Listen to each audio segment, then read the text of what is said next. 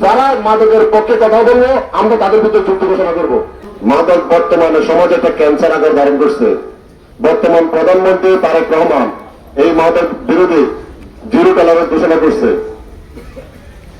আপনারা প্রত্যেক শিক্ষা প্রতিষ্ঠান, এলাকার গণ্যমান্য ব্যক্তি, সমাজের নীতি নির্ধারণী ব্যক্তি, আপনারা যদি সহযোগিতা করেন তাহলে প্রশাসন মাদক বিরোধী যে কার্যক্রমটা সেটা বেগবান করতে পারবে।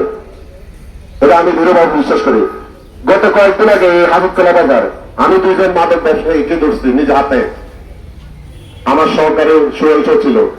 সেম ভাবে যদি আমরা প্রত্যেকের জায়গা থেকে সেই কার্যক্রমটা হাতে নিতে পারি, সহযোগিতা করতে পারি, এই কারণেই আজকে প্রোগ্রামটা। তাহলে আমাদের প্রোগ্রামটা গুরুত্ব শুনতে হবে। আমাদের এলাকায় যে পরিমাণ মাদকের সরাসরি রয়েছে এটা আমি দপ্তরের কথা বলতেছি। আমি গত কিছুদিন ধরে এলাকায় আমার কাছে যে পরিমাণ ইনফরমেশন আসছে, আমি যার যার নাম শুনছি, আমি নিজে আশ্চর্য হয়ে গেছি।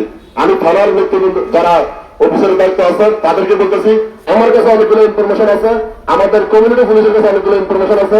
আপনারা ওই বাজার কমিটি এলাকার গণ্যমান্য ব্যক্তিত্ব থেকে আপনারা লিস্টগুলো নিয়ে যাবেন। আমরা যারা মাদকের পক্ষে কথা বলবো আমরা তাদের ভিতরে যুদ্ধ ঘোষণা করবো। এটা আমি আমার পক্ষে থেকে বলতেছি। আর আমাদের এলাকার মাননীয় সংসদ সদস্য উনি সরাসরি বলে যে যারা মাদকের কাজ করে তাদের বিরুদ্ধে আমি যুদ্ধ ঘোষণা করলাম। ঠিক সেম আমরাও সেটা করব।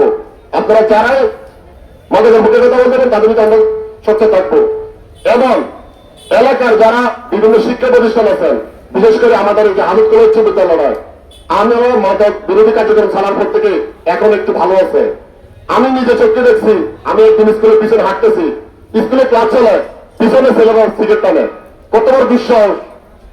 আমরা কি করি এলাকায়? কত বড় দুঃসাহস! স্কুলের গেটের ভিতরে ঢুকার কথা না, স্কুল চলাকালে